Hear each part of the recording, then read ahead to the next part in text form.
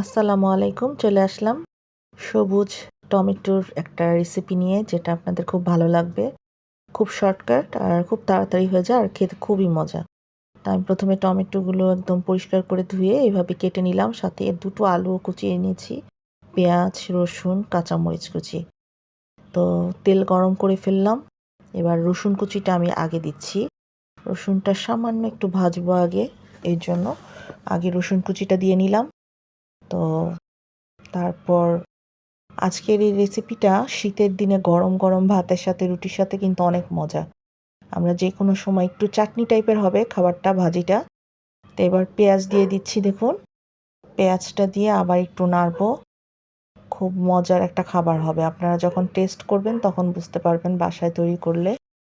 আর আমি খুব চেষ্টা করছি সহজ এবং চটজলদি হয়ে যায় এরকম কিছু রেসিপি আপনাদের সাথে শেয়ার করার।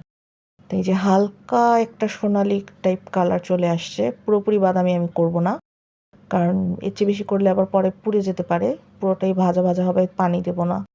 তো এখন দিয়ে দিলাম আলু এবং কাঁচা টমেটোটা, দুটোটাই কিন্তু আমি লম্বা শেপে কেটে নিয়েছিলাম। এবার ভালো করে নেড়ে কিছুক্ষণ, তারপর আমি এটাকে একটু ভালো মতো তেলটার মধ্যে আমি ভেজে নিচ্ছি। এটাকে এই ভাজতে ভাজতেই সেদ্ধ হবে, এটাতে কোনো পানি টানি কিচ্ছু দিতে হবে না। তবে একটু ধৈর্য ধরতে হবে সময় নিয়ে। খুব বেশি সময় যে তাও না, এটা যখন করবেন বুঝতে পারবেন। একটু ঢেকে দিলাম।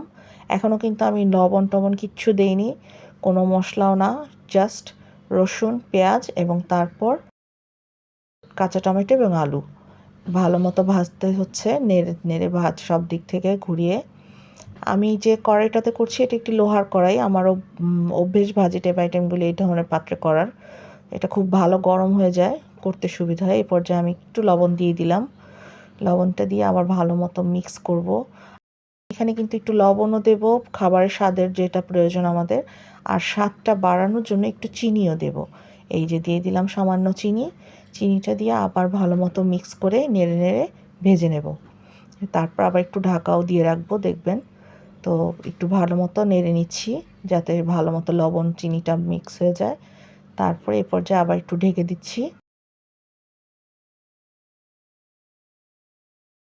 আজকের এই রেসিপিটা আপনারা বাসায় অবশ্যই ট্রাই করবেন। এবং এই যে দেখুন, হয়ে গেছে আমার, একদম ভাজা ভাজা হয়ে গেছে ভালো মতো। এ পর্যায়ে আমি কিছু কাঁচামরিচ, একটু কাঁচামরিচের লম্বা শেপের মধ্যে আমি যতটা পেরেছি কুচিয়ে, মানে চিকন চিকন করে লম্বা লম্বা ফালি করে কেটেছি, যাতে কাঁচামরিচের ঝালটা দেওয়ার সাথে সাথে বেরিয়ে যায়। এবং কাঁচামরিচটা একদম নামানোর আগ মুহূর্তে দেওয়া, তো এটা সেদ্ধ হয়ে যাবে গরম তাপেই। তো একটু নেড়ে জাস্ট 1 মিনিটও না, জাস্ট 10 সেকেন্ড 15 সেকেন্ডে হয়ে যায়।